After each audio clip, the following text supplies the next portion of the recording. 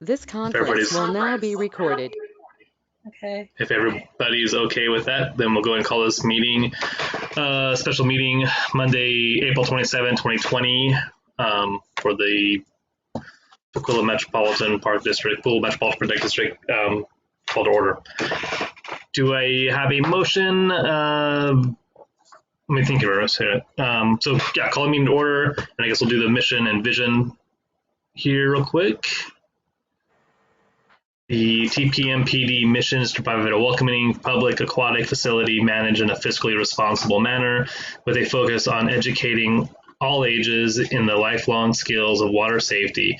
We carry out this mission with a board and staff who are compassionate and inclusive and responsive to the needs of our diverse community, working to foster positive and lifelong experiences in aquatic environments. TPMPD vision statement, contributing to the quality of life for our community and for future generations through welcoming, fun, safe, and positive aquatic experiences in or at the Tukwila Pool. Okay. I guess rise with me for the Pledge of Allegiance. If you got the closest flag for you, get it up. I pledge allegiance To the flag. to the flag of the United States of America and to the republic for which it stands, one nation, indivisible, with liberty and justice for all. Oh, lags on those. And I guess roll call. Andrew, you're first on my screen. Oh, come on. And Commissioner Andrew Stahl, present. Jerry, you're next. Commissioner Frangelo Anderson, present. Vanessa. Commissioner Zappo, present. Ellen. Commissioner Gangler, present. And then Commissioner Shipman is present. And then we're also joined by our Director of Aquatic Operations, Brad Harpin, and then our Assistant Manager, Austin Stovers. Anyways, okay. So now, do you want to take anything for approval of the agenda as is? Any motions for that? Aaron, this is Commissioner Gangler. I move that we approve the agenda as is. Commissioner Stahl would like to second the motion. Any discussion? Seeing no mics coming on, I'll take that as none. Motion, or I guess all in favor, say aye. Aye. Aye. Aye. Aye. Okay. Okay, so the agenda has passed as is. So business item number, I guess, A, pool reopening operations plan discussion. And to that, we go to Brad. Yeah, thank you all for being available. I called this special meeting, one, because I miss everybody and it's nice to have more interaction with just an empty body of water, or not an empty body of water, but a cold body of water. But two, I wanted to have a discussion around kind of our pool reopening efforts in terms of what would that look like for the district, but also solicit the feedback, whether that's positive and or areas of concern. Obviously, I can't think of everything, so this is going to be a unified effort from our team, as in our BoC team, our management team, and myself included, to figure out what is our priority, but also what are some things we need to think about when and if we do get the okay to reopen our doors, and can we meet those said needs to welcome our public back, including our staff community back into the facility in a safe and consistent manner when it comes to operations. So that's kind of the gist of the discussion. Is I really just wanted to hear from a community standpoint, from the pool user, those with families, what your thoughts are when hearing about the pool reopening, and your immediate thought in can we do it if given the okay. Obviously, we don't have an okay yet. The update Governor Inslee gave today was for public parks and boating, but not anything specifically to recreation as a whole. So as of right now, yes, we're still closed, but we should build our framework for our reopening, so we know exactly what we're doing, what to pursue, and how to start building that messaging, including signage internally. So that is where I'm at. Current plan and current priorities are health and safety, staff training, who do we want to serve, revenue. I mean, we can go down the list. Communication, our program model, signage, rental groups. These are all areas that need to be addressed, but the biggest question comes down to what is our priority when and if we reopen, and who do we serve? Is that going to be our immediate community, or is that going to be a little bit of everything, trying to get an equitable approach across the board? Or do we really just want to focus on specific programs? So, Brad, Yeah. I'm curious why you couch this as when or if we reopen. Well, because, yeah, when or if. So when we reopen, if we're given the okay by whether that's the mayor or our governor, when the social distancing guidelines have been lifted, that gives recreation the ability to reopen in some small scale. Or if is some pools are making decisions early of whether or not they're going to operate at all through the summer months and reopen in the fall months.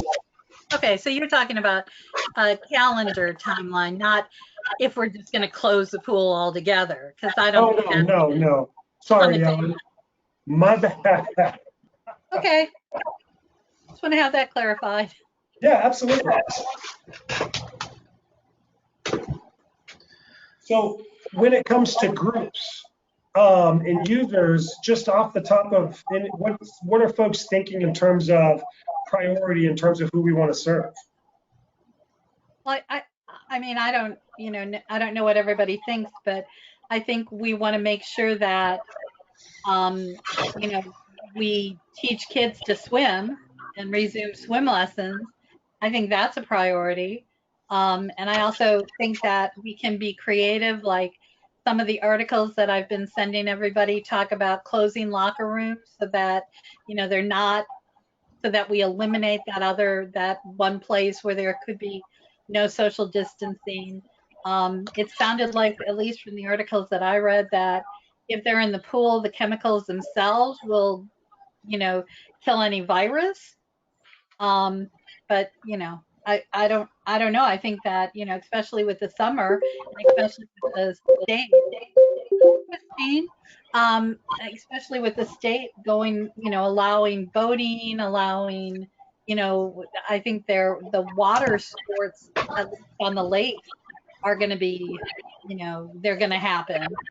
So I think it's good to make sure that we're focused on safety as far as swim lessons and making sure that, we're addressing that, even specifically like addressing, I know I always like to talk about, jumping in the pool with your clothes on and making a life preserve. I mean, that kind of stuff I think might be helpful, if we can't do a full board, everything open as it was. Okay, thank you. Commissioner Zapata, I want to thank Ellen for sending out all that information. That was very helpful, and I 100% agree with her on swim lessons. It's been weighing heavily on my mind throughout this entire time on how our kids need access to swim lessons. And unfortunately, the reality is, even though there's this horrible, deadly virus out there, that doesn't mean the kids aren't going to be out wanting to be in the water and the lakes and the rivers and what have you during the summertime. So by not being able to offer them swim lessons is going to be another unintended consequence. So if there's any way to safely do that, I would really like to see us try to do the swim lesson piece, as that would be my #1 priority if possible. Thank you, Vanessa. Ellen?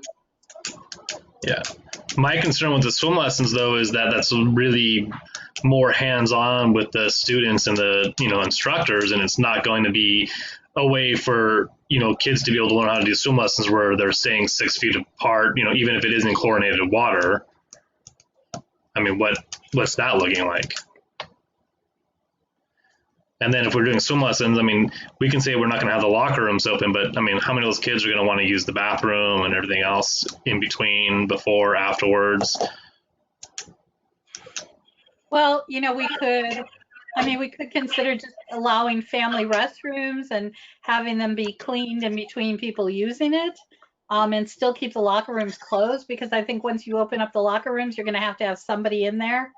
And that's a problem. And regarding swim instruction, I'm not a lifeguard or a chemist, so let me just say what I want.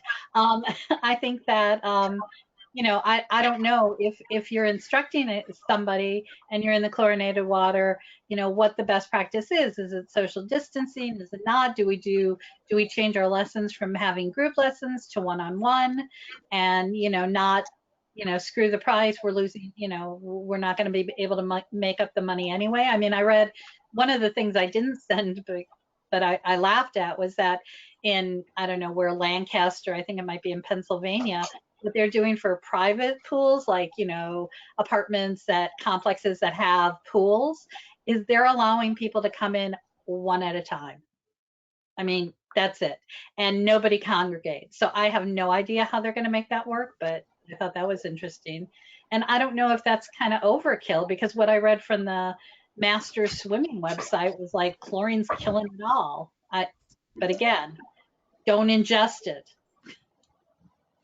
Yeah, and it was funny, one of those articles, Ellen, I think someone talked about the fecal contamination from the virus, correct? Yeah. Yeah. I'm not sure what that does to the pool chemistry in the water and the bacteria that it's trying to kill. I actually remember talking to Robert several years ago, when one of our patrons got confused and thought that, lane 6 was actually a commode. And Robert was like, the chemicals actually, it's gross, yes, but it's not as if it was happening on land. It's a lot, the chemicals kind of, cross it out, cancel any kind of viruses. But I mean, that's obviously not a invitation to throw poop around. Correct. Aaron,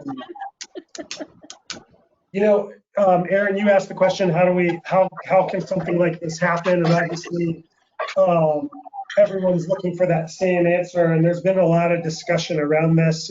Jerry actually had an opportunity to join us for our WRPA Aquatics Network meeting last week, and listened on to what the group was discussing. And I think everyone's trying to figure out how to effectively build a swim lesson program with a new social distancing model. Some folks are turning to potentially, I believe it was Montlake or one of the other facilities was mentioning doing essentially a semi-private lesson and instructing the parent and child, as opposed to being a hands-on instructor. So that way it's mom and child taking directions from an instructor for a swim lesson. So everyone's trying to get creative and figure that part out, but what we're seeing is all lessons are going to shrink to meet those social distancing guidelines. But swim lessons is everyone's priority as well. So it's nice to hear, swim lessons is a priority for us. That's where my brain goes as well. I've been looking at this Aquatics Network survey, and not everybody's filled it out yet. And there's some great information, and when it is completed, I'll share that with the group. But it's really soliciting information on what people envision doing to modify their program, as well as when they expect to reopen, if they're going to close, so on and so forth.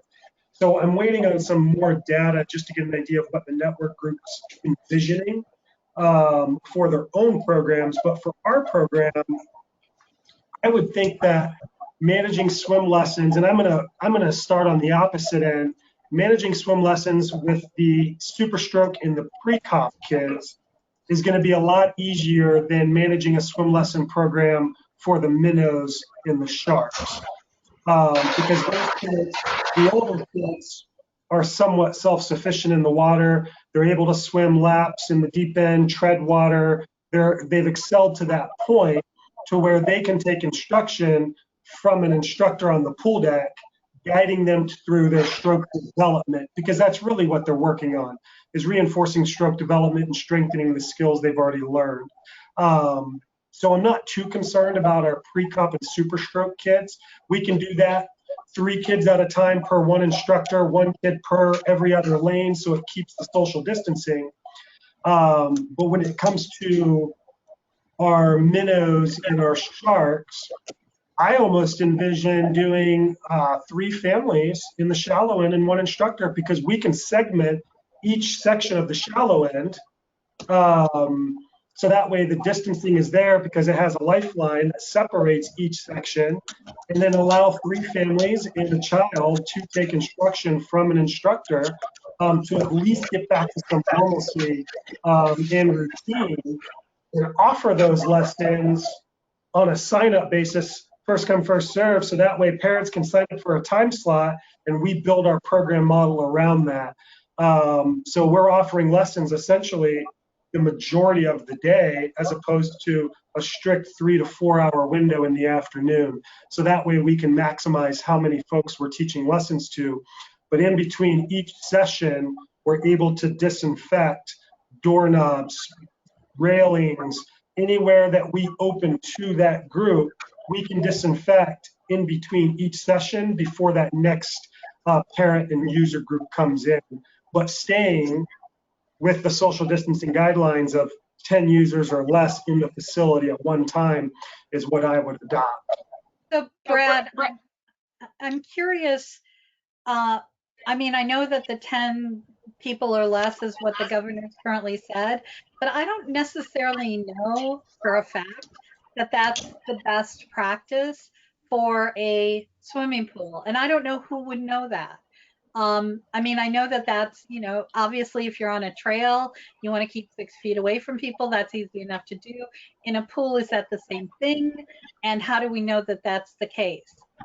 Yeah, great question. I think the challenge comes down to, you have lap swimmers swimming laps. If they all stop on the same side of the pool to take a break and then they start conversating over lanes, and it's that air droplet, that aerosol, that vector, that's the concern. It's when they're above water or they're in public spaces or in the bleachers or the locker rooms or the lobbies and having those active conversations. So it would come down to reinforcing our users and educating our users on, okay, lap swimmer in lane 1, you're going to start on the opposite side. Lap swimmer lane 2, and when you rest, you have to rest on the side you start. So that way there's no. But you could also, I mean, I think we can think outside the box, and this is kind of way off point. This has nothing to do with lessons, although in a way you could use this too. I mean, I would think that it would be possible to create some sort of plexiglass barrier that you could put in the shallow end, like 2 or 3 of them, that would just basically be a plexiglass window that would be, you know, maybe 3 feet, you know, over the water and 3 feet in height above the water, and the same thing maybe on the ends of the lap. So, you know, the lap lanes, so that people who, you know, will tend to stop at the end of a lane would have a plexiglass barrier. And the only reason I bring this up, and Austin, I don't know if you're going into work, because I know that you're my buddy and you like to sometimes go over to South Center and get some food, but I was super impressed with what Panda Express has done as far as making social distancing very, you know, maneuverable. I was really impressed. They used plexiglass, they hung it. I mean, obviously we wouldn't do that, but I mean, I got to think that there are things that we can do besides asking people to, you know, switch sides or whatever, because, you know, they're not going to listen to us. Yeah, and that's the biggest concern when we continue this discussion is who's got time and how do we actively police that. But our lifeguard's job is the water and the safety of patrons. So policing shouldn't be anybody's job. It's an educational piece. But Yeah, I I don't hear think we you. have to worry about it. I think we need to come up with a solution, that addresses that. But I think even before we do that, we need to get some information from the various resources that are available to aquatics people about what the deal is. Because I do agree with you. I mean, if you're standing like, in water aerobics, if you're hanging out with your girlfriends, there's a lot of talking going on. Well, if that was going to be the case, if we were going to try and create something for water aerobics, then I would think, again, plexiglass separated, and people had to stay in their little plexiglass area. But, again, I don't know anything about cost or how it would be manufactured or if it's even available. So, No, but something to think about. If we can't do it for everything, you've definitely given me something to think about, especially for the lap lanes, where it makes really, really good sense, which I didn't even think about till you brought that up. So, again, any information that we discussed tonight really just is an opportunity for us to get it out there so we can explore what these options are, so we can build it into whatever our model is. Because if we don't do that work now, we're going to scramble to do that work by the time we are able to get back to some normalcy. So I appreciate any and all feedback, so that way we can look into it all. Brad, I had a question, Commissioner Zapfel. I had a question regarding the model that you were talking about having one instructor for 3 quote families, which I really like.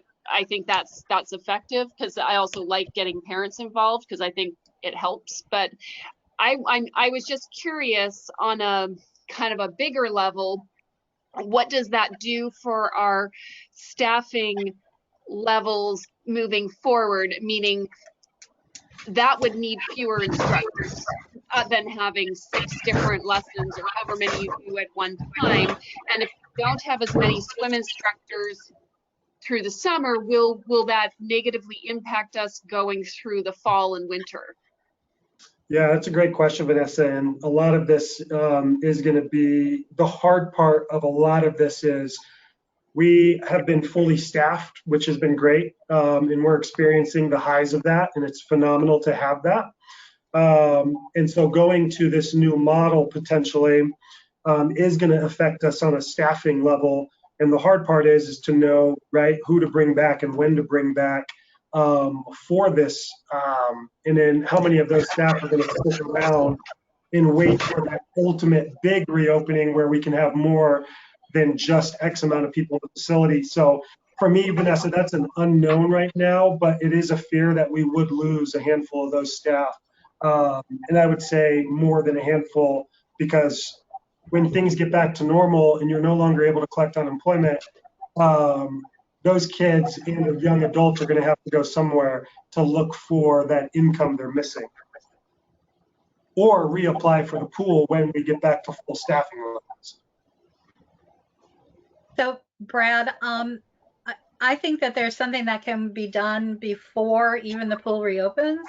And that is, we've got a couple more months of school left. And I don't, Highline's got, I think they get off at the same time. And I'm thinking that maybe it might be, and I kind of talked to Aaron about this, that it might be worthwhile. So the schools are sending packages home to the kids, and we could do this with, impact schools too, where, the pool actually creates a little packet that talks about water safety that, maybe is aligned to each age that you can then use going forward throughout the years, with, maybe some, coloring pages, maybe a little quiz, but basically, get our logo, get our name, get some water safety tips in front of these kids now, even before we know what we're going to do for a pool. And that will keep, somebody will be able to spend some hours on that in some sort of employment. And I think it will continue to grow the relationship with the school districts. Absolutely, and that's a great idea. And what I have not shared with the group is, so there's a lot of resources coming out with the American Red Cross. We're working with Connie, who's also the lead for our Centennial campaign, our scholarship dollars, who's also putting together and trying to put out resources for that very purpose, Ellen. in addition to what we're able to do locally in our own facilities to help educate and reinforce that water safety. So I appreciate you bringing that up. Yes, there's a lot that's going to have to be done around that to continue to engage with our families around water safety. And Vanessa, question back to you. I wasn't sure, were you talking about staff returning, or were you talking about our customer base, our participants? Well, I was more talking about the staff, actually. Okay. Okay. But I am interested. I mean, like I said, we said it might not even have that large of a number to teach, you know, so I don't know how many, like I said, how many customers are going to be willing to come back into the pool right away.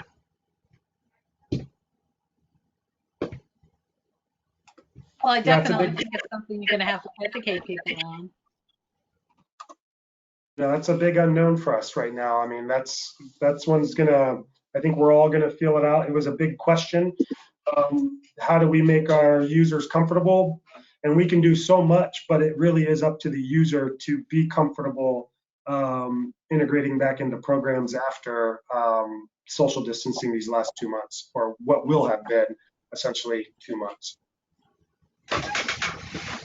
And if you're also, you had just talked about, you just signed up for My Emma, and if you start having conversations with these patrons now, then people feel more comfortable to ask you questions, and you'll be able to, you know, start that conversation now, rather than try and, you know, get it all going at one point, which is again why I talked about the reaching out to the schools. Any way we can keep communication with our customer base, I think, is a good idea, even if we can't invite them for a swim.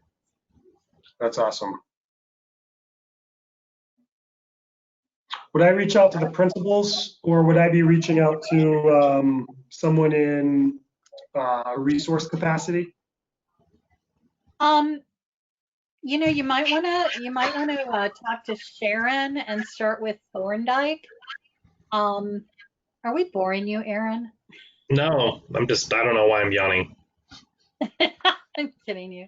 But you might want to check with her and start there, because she's actually, you know, in the buildings, and then I can definitely give you the connections for all the principals and whoever their PE teachers are, because I know that Sharon, that's who Sharon wanted to connect you with. Yeah, I'll touch base with Sharon first, and then we'll go from there. Okay. So Brad, this also could be an opportunity to tap into the translation monies that we haven't really used a lot in the past, because especially getting towards, if you are going to be talking about doing swim lessons that look a lot different than what we typically do, you know, being really clear if a parent or a family member is expected to be in the water. I know in our community there are a lot of parents who may not understand or feel comfortable being in the water, so try and lessen the stress and anxiety around a different change in format. No one likes change, so just but to get it out in translated materials might be more helpful. Yeah, that's a great idea. Thank you.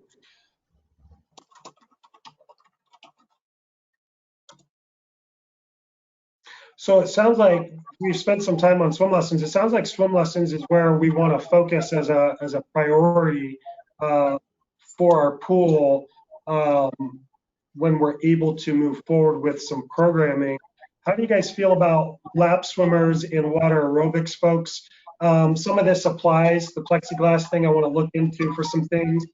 Communication, obviously, signage, but spatial distancing in the water for certain classes. But any concerns about offering lap swim and or water aerobics to our community?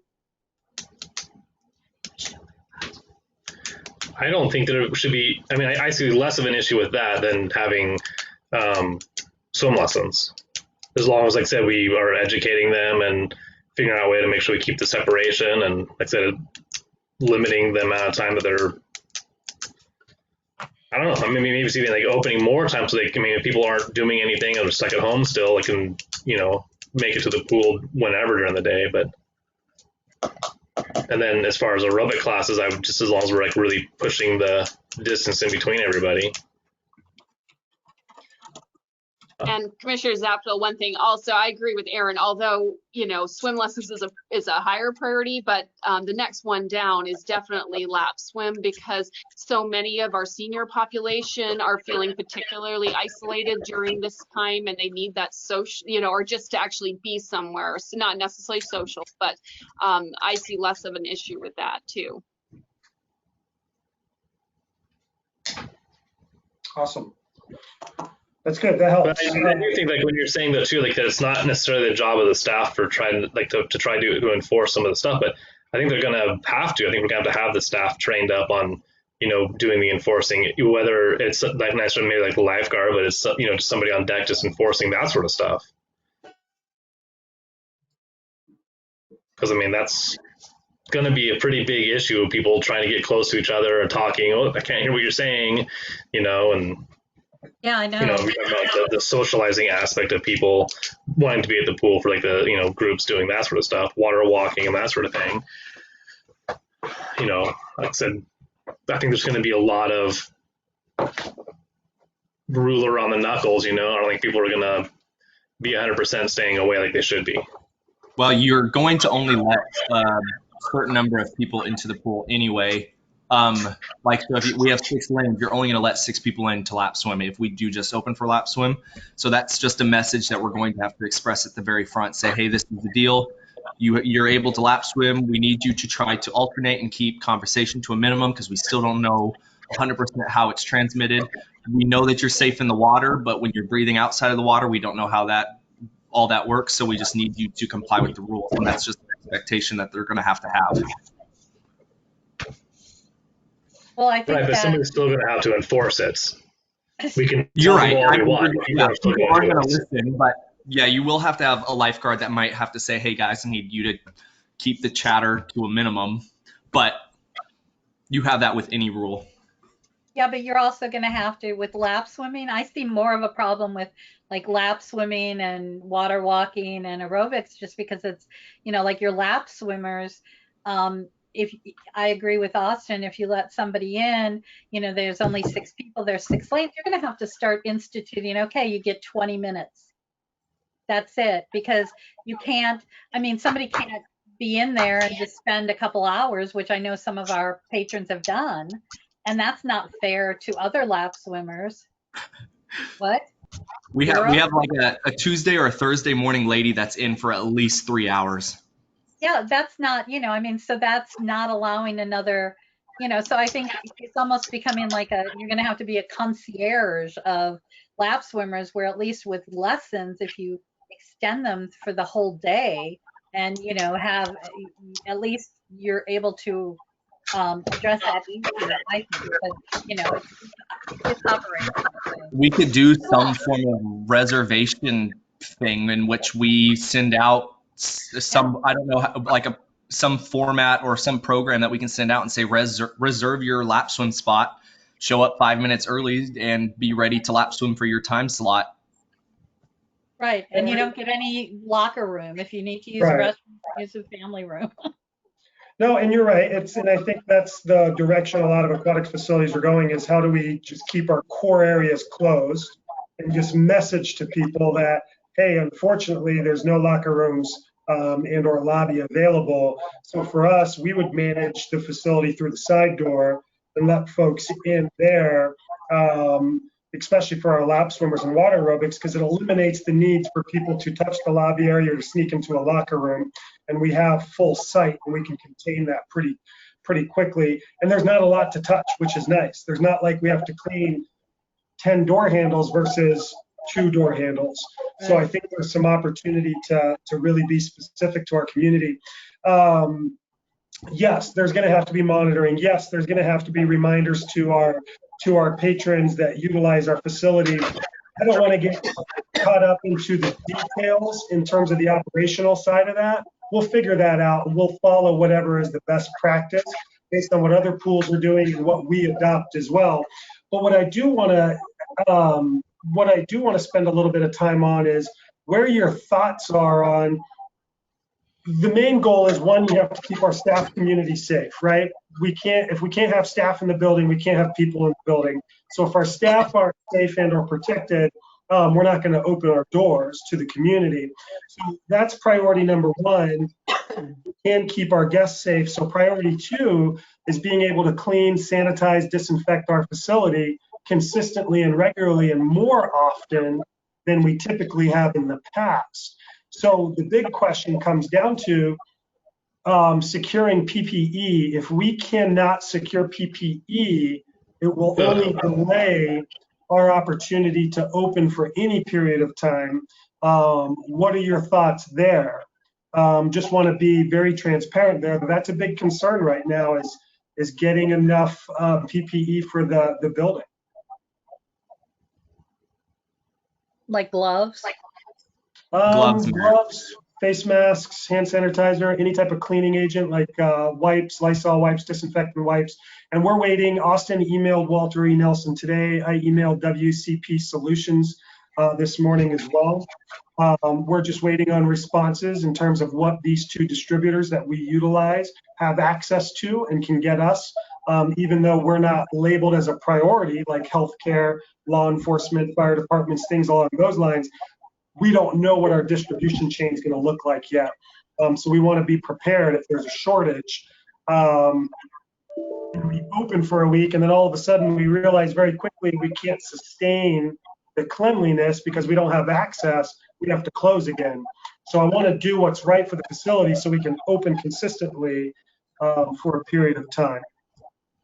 So Brad, what you probably have a number on how many weeks of PPE you need to have on stock before you open. Is that what you're thinking? Yeah, I would to feel comfortable opening to consistently clean the facility, depending on what programs we allow in and how often we're wiping things down. You know, we'd want at least a 3-week supply up front just to make sure that, 3 weeks with an order to get a continuous supply behind us. So that way we've got enough to sustain us and then we have more coming for what we already utilize. We're in good shape now. We've got how many cans of Lysol wipes, Austin, did you say? We have 36. I bought some right before this all happened, not even on purpose. It just happened. So we have 36, like 100 wipe canisters of Lysol. We're kind of low on bleach as far as cleaning supplies go, but otherwise we could probably manage 3 weeks, except for I would say that we would probably need more bleach. Yeah. So the biggest thing is just making sure that we can get access to cleaning supplies when we start to run low. So that's a reality across the board for everybody, but I just wanted to make sure we're all on the same page there. And that's going to be a big determining factor of how we move forward. Something else to consider is are we compromising the lifeguards potentially if for whatever reason they do have to go into the water and rescue somebody? That does mean close contact, does mean potentially, you do have to touch the victim if you have to pull them out of the water. Is that something that we just are okay with, or we need the lifeguards to be okay with, or is that something we also need to consider? Do it all under the water. Yeah. Just dump them under the water. You're looking at the same stuff. You guys, right? You're like any sort of you guys have face masks, so you don't have breathing going back and forth and that sort of stuff already. Because you're already, in theory, there should be a concern of passing of viruses and stuff like that already. And one of the things you can do, and this isn't guaranteed, but it's another step, is you can get one of those wireless thermometers and make sure you're taking everybody's temperature, staff and patrons, and anybody who has a high temperature is not allowed in the building. I don't know if it's high temperature, it's anybody with temperature. And that is correct, Ellen. We would have to source those and start acquiring a handful of those, which isn't shouldn't be a problem. I probably put my foot in my mouth too soon there. But that is something we're going to have to do regardless because CDC guidelines and everything else. So we'll have to screen folks as they enter, which is fine. And we can manage that. It's just a matter of acquiring the thermometers and getting all that ready to go. In terms of lifeguards and rescuing, that's a big debate right now across the aquatics community. Red Cross, Star Guard, all the major certification holders this is a ongoing discussion and conversation. I just listened on a webinar this past week with a medical expert for one of the certifying agencies who talked about the very, very serious reality there. Yes, you may have to give care, and what's the likelihood of contracting? Nobody knows, and that's one of the biggest, I don't know yet if this is the right thing to do, especially putting our staff in a position that we're not prepared for. And what's the legality if we do put our staff in that position, they contract something, it's the same thing as if they contracted bodily fluids, and that's a massive workman's comp claim. So that's a discussion that's ongoing, and an update, I believe I should have an update on that when and if they do an update on this past discussion for new findings and more of a updated review of lifeguards and rescuing in a time of COVID. Well, I mean, there's other thing too, because like bloodborne pathogens certification. I mean, are they going to have some sort of like a COVID-19, certification that like all staff has to take that before they start back on staff again? Yeah, it's something we'll just have to look at. I mean, they're going to go through our training in terms of just making sure they have good messaging. They know what our expectations are for the facility, how we're going to be working with our community, how we're letting people in the door, screening, what our choice of words are going to be when we chat with a patron that isn't following social distancing. So these are all things that they'll go through. We'll ramp up a pretty thorough staff training. I scheduled a week for when we can get it on the schedule, but already set aside a week. The first week of us getting the OKs, all dedicated to staff training. And then that's for the lifeguards specifically, and then that's for everybody else for the messaging, for the proper protocols. How do we clean our facility? And then from there, in terms of the bloodborne side, it's interesting. When you talk about bloodborne pathogens versus COVID, COVID's scarier than everything else. It really is, because if you inhale someone's exhale at a very close proximity, especially if you're even compromised in that way, I mean, that's a direct cause to say, am I affected? You immediately need to go get tested. I would assume within, a couple of days, just to make sure. Send that staff member home, and then the implications to the budget. And unfortunately, I am going to bring up the budget. Is the implications to the budget? I now got to put them on leave that they're eligible for. So that one I think is we're just waiting to really understand what the guidance is, the recommended guidance from the CDC and our certification agencies before we assume what we can and can't do. But again, I'll share that information as soon as I have it. But again, that's in a worst case scenario. If most of our swimmers are coming to the pool and they're generally pretty healthy, and their temperature is low, and they look good, they feel good, and they're being honest with themselves, I don't foresee why we would have an issue having a lifeguard or two lifeguards on the pool deck guarding open water, and then reacting appropriately and responsibly, especially if we're there to be preventative. And that's essentially the lifeguard role, is to be preventative. Catch it early, address it early, and then call 911 if necessary. So, Brett, just so I'm clear, the lifeguards would be wearing PPE, so they'd have goggles or some kind of eye protection, as well as a mask, as well as gloves. So they would at all times be in full PPE as far as whatever lifeguards would wear. Yeah, absolutely. So I envision the lifeguard in a face mask, and that would be a requirement, non-negotiable. In terms of, since they would be at a distance regardless, I wouldn't foresee that they would need to be in any type of goggles or gloves, because they would most likely be on the guard pair on the opposite side of the facility. But they would have to be in a face mask. If they're dealing with a customer or patrons at the door that we allow access and they're doing temperature checks or anything like that, absolutely. Face mask, mask, and gloves. all readily available to them, and that would be a requirement when screening staff and screening patrons.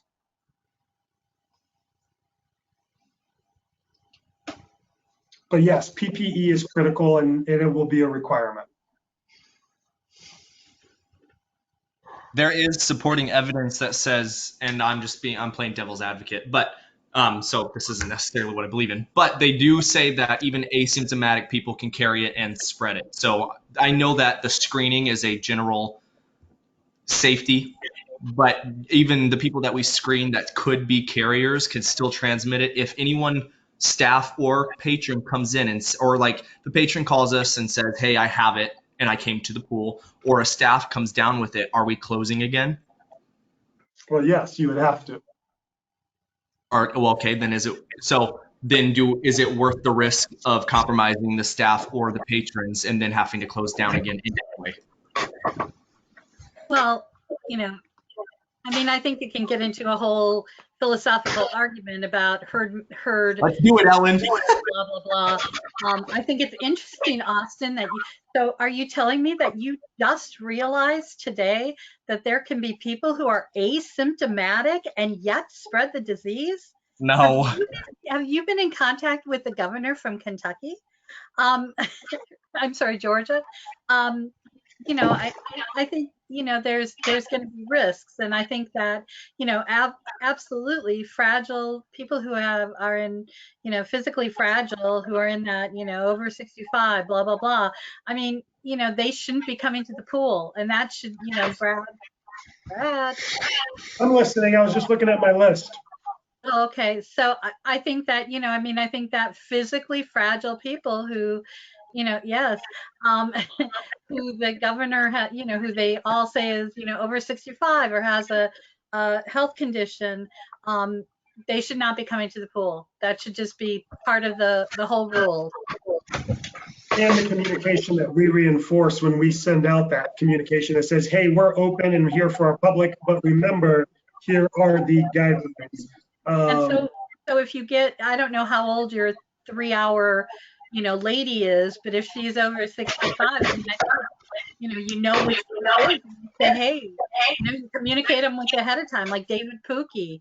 I think he might be over 65. I think you just, give him a heads up and say, I'm sorry, we're not gonna, allow you to come in the pool at this time. Well, I don't know that we can do that though, because I mean that's open us up for like liability lawsuits or discrimination lawsuits for that.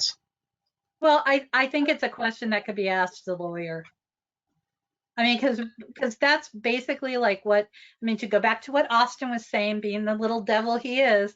I mean, that's what what Sweden and some of these countries are doing, is they're trying to develop this herd immunity, but they're doing it by also keeping vulnerable populations insulated and quarantined, kind of, which is for the best for their health as well as other people's health too. So I don't know, it may or may not be, obviously in normal times it would totally be discrimination, but I don't know if it would be considered discrimination at this time. Yeah, it's a great question, and I have no issues shooting Brian a quick email if I could. So I'll send him a quick email and just ask. Well, and also it depending on what the CDC guidelines are at the time would have a lot to do with it. Correct, Absolutely. and I wrote that on the email. Facility based on CDC and our Stay Home, Stay Healthy order initiatives.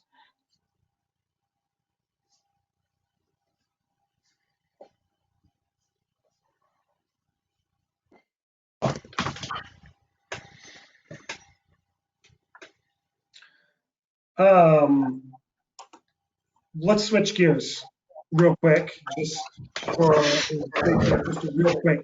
If and when, or sorry, Ellen, sorry, not when we reopen, whether that's for limited hours, whether that's for shortened program, whether that's smaller program numbers in terms of participation, we need to also think about cost.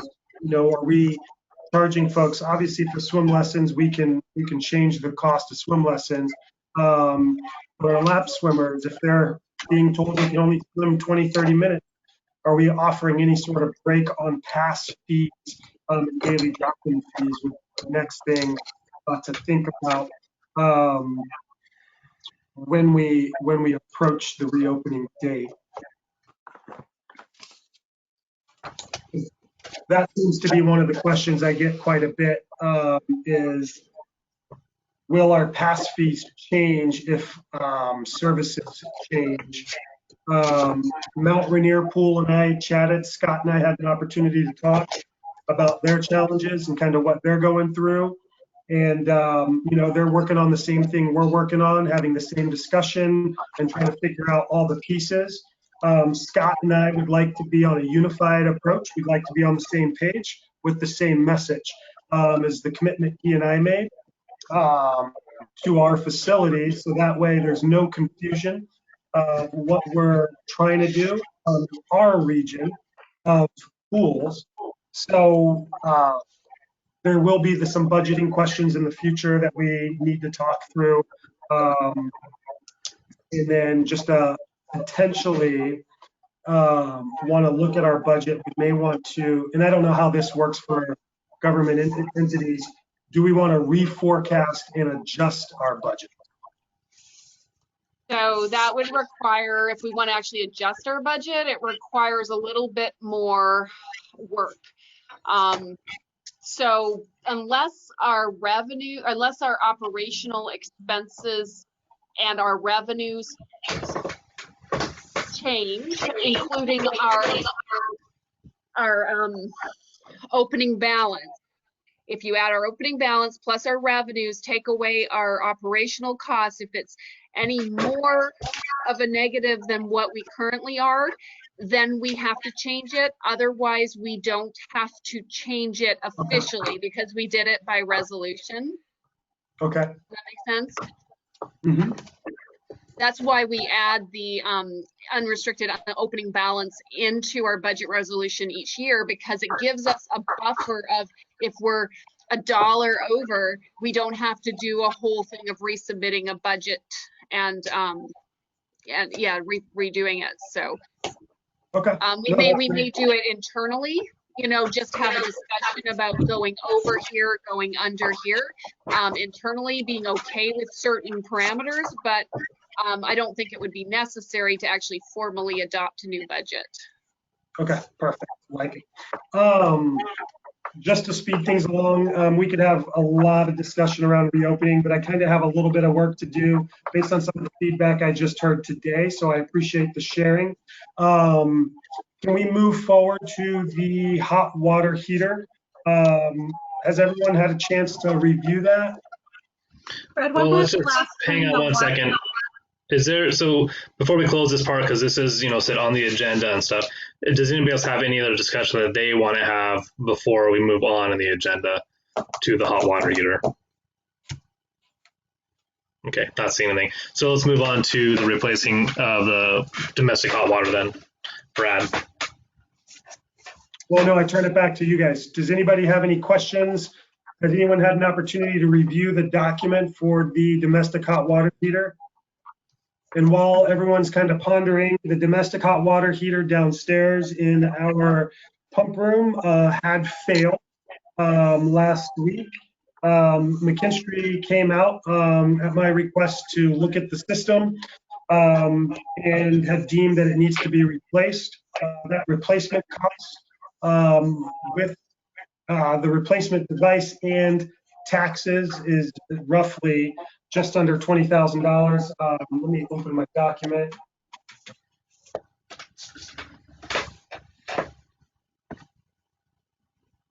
So it's $17,427 excluding sales tax.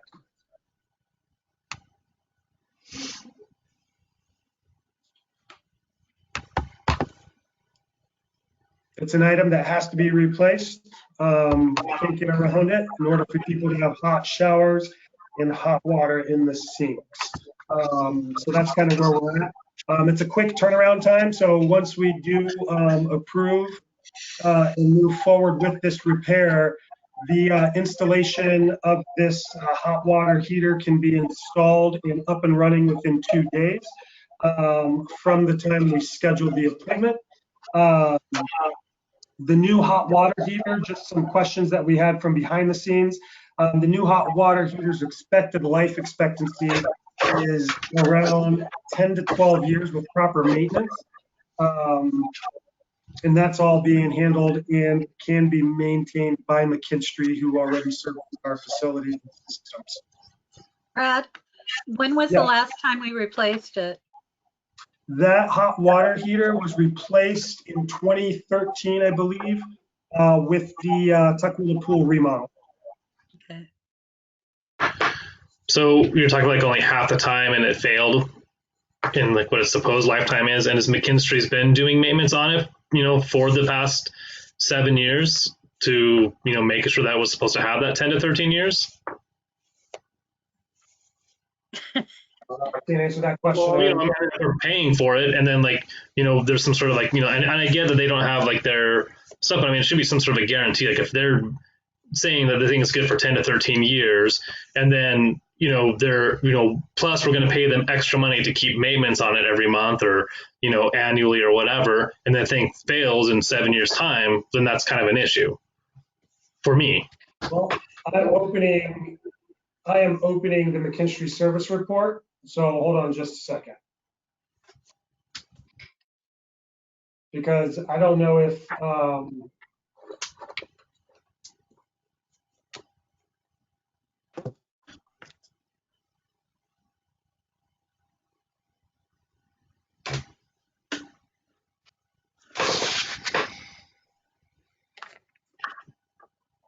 Google Docs, April.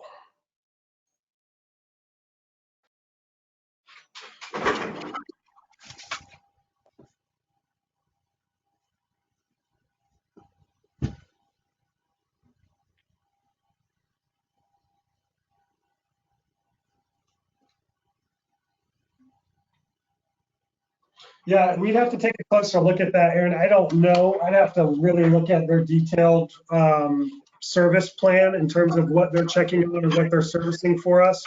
So that's something that we'll just have to dig into. But at the end of the day, I can't say because of their maintenance procedure or lack thereof or whatnot. I'm not the judge of that one. I can't judge that. All I can look at is the reports that they send us that said X, Y, and Z. And hope that we're getting the best we get from this company. And so my relationship with McKinstry over the last year has been great. Bill's been phenomenal. The relationship I have with the plumbers that we've utilized has been great. The communication, once we got a new billing and accounts manager, have been improved and better. So, I mean, I can't say that they're at all part of or not for the water system failing.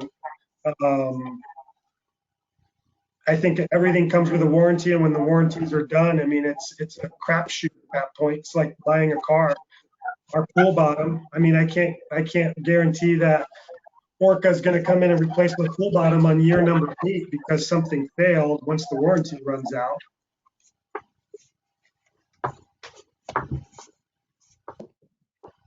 I think that's a tough one. I can't, just because the life expectancy is expected to be, that's a tough one. I don't know how to answer that question. Yeah, I mean, it's a hard one. I mean, I guess, it's at $20,000 for something that might be half the life expectancy they say it is. So, and I don't know, like in Vanessa, we're trying to bet with the CIP, like where we're sitting at, you said that was like, because it said that it was supposed to have such a long life expectancy, like what you said, it was like 2025 or something like that for the replacement of it originally.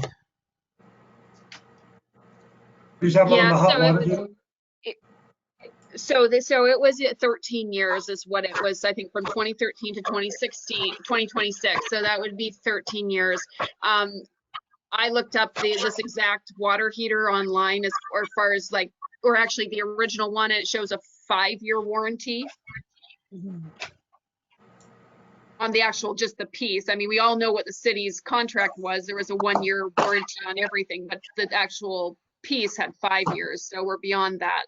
It's kind of like your hot water at home heater at home, right? Sometimes they last for 15 years, sometimes they last for 8. Right. Right. So where did the 13 years come from, Vanessa? Is that just Rick Stills? So that Magic was when, ball?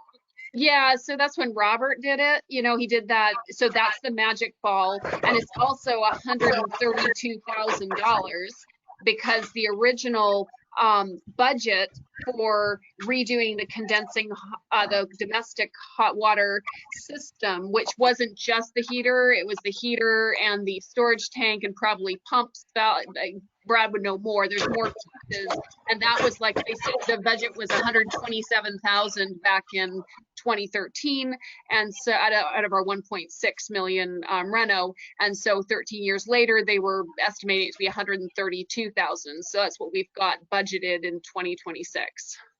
And that's to replace the hot water tank and like all the lines and pumps and expansion tanks and all that stuff you're talking about then. Yeah, that's my guess, is the whole thing. So whatever they did this time, which included a bunch, I went through it a little bit with Brad, a bunch of mechanical as well as the product, the actual pieces, and then some electrical moving. Yeah, so there was just apparently 126,000, but don't forget that's also fully loaded as a CIP project with plus 15% overhead, plus 15% for the designer, plus 50, you know, so it's a really high number. Well, I mean, obviously we have to replace the water heater. I mean, I think that what's important is, and we've talked about this before, is just making sure that we, you know, have a maintenance spreadsheet or something so that we are on top of, you know, how often are they coming in? You know, I'm sure McKinstry isn't throwing wrenches into the, you know, the heater, but, you know, obviously we don't want to, you know, have it last like 5 years and then, you know, but it is what it is, right? Yeah, and I'm looking at McKinstry's letter to Rick Stills on June 27th of 2013 in regards to warranties on some of this equipment from when they did the remodel. And it's, yeah, everything's got a 1 year from McKinstry. Everything's got a 1 year installation and not defect warranty. And then in terms of the actual product warranty, I can pull that as well for future reference. But I think moving forward, Ellen, yes, you're correct. It does have to get done. They were my first choice since we already work with them. We already have contracts with them, service agreement with them. They know the equipment. They've installed the equipment. I think that's just, for me, that's why I went with McKinstry, because the familiarity with our facility and the consistent service that they provide our facility. And I guess, you know, to Aaron's point, it's, you know, if they're going to charge, if they're going to add a value add of, you know, maintenance, then let's do some research so that you're comfortable with what the heck they're maintaining.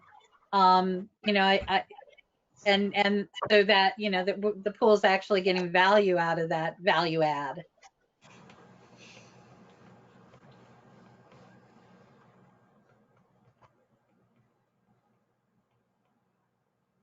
So do we need to put together a motion then for approving allocation of the money to be able to replace the hot water heater then? Can I ask a question? Yes. Yes. Yeah. Why is this full board approval expenditure and the starting blocks was finance committee? Well, my question is, why did you send that document and just say it was for the finance committee since this meeting was for the whole board? It's probably my fault, because I said, let's have a special meeting to discuss pool reopening and let's get the approval of the hot water boiler done. So I'm gonna weigh in. It was also me because at the time, we weren't sure if it was going to be more than $20,000, and Finance Committee has a threshold of up to $20,000. And as on the Finance Committee chair, like I know I'm more comfortable when something's going to be this much money to make sure the board understands and it is on board with it, rather than just having a Finance Committee approve. Is much different than something that's like $5,500 versus almost $20,000. And like I said, at the time, we didn't know for sure whether it might have been a little bit more. So to be safe, to make sure we got Brad enough time, or think we could do it as expeditiously as possible. If we're going to have this meeting, I suggested that we get the full BoC to approve it. That way, if it goes a little bit over 20,000, we would be safe without having to do another meeting. Okay. So do we need a motion, Vanessa? Yes. Okay. And I would suggest the motion have a top dollar cap on it, just because. Right. Okay. So I'd like to make a motion that we proceed with the purchase, that operations proceeds with the purchase of the hot water heater per McKinstry up to $25,000. I always like a little buffer. I'm sure that's making Vanessa terribly uncomfortable. Actually, I think it makes Jerry more uncomfortable. I'm going to second that, Commissioner Zapatil. Do we have any discussion on it? No, again, I put 25,000 just to have some buffer. Obviously, you got your quote around 20, but they might need a special magic widget or something that increases the price. Magic widget. Okay, so we have a motion on the table to. Sorry, one thing about discussion. So Brad, just to confirm to the board where that expenditure is going to come from in the budget. Yes, that expenditure, we allocated additional monies in our maintenance and repairs line. Pull up the line just to direct so everyone knows where it's at. But we allocated $55,000 this year in our maintenance and repairs line, and an additional $25,000, I believe, in our other maintenance line, for a total of $75,000 in maintenance and repairs and services for the 2020 year. 80,000. What'd you say, Derek? It's actually 80,000. It's 55 and 25. Oh, perfect. Thank you. So 55 and 25, 80,000 allocated on maintenance and repair lines for 2020.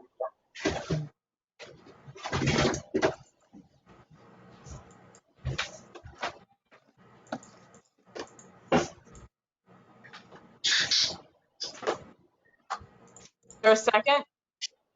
Vanessa seconded it. I think Vanessa seconded it.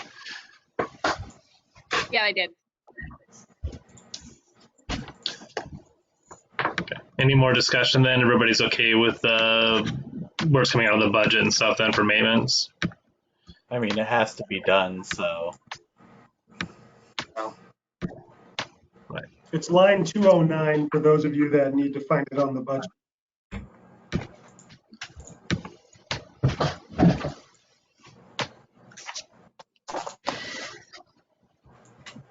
All right, well, then all in favor of allocating the 25,000 for, or up to 25,000, staying hopefully within budget from what McKinstry's offered, for replacement of the hot water heater for the domestic hot water heater, say aye. Aye. Aye. Ayes have it, and I'll drop my little mallet. Wait. There. Okay. Okay. So, is there any other general discussion we want? And then, because we do need to go into executive session for a little bit, I think I'd set up a separate go-to meeting for that for the commissioners.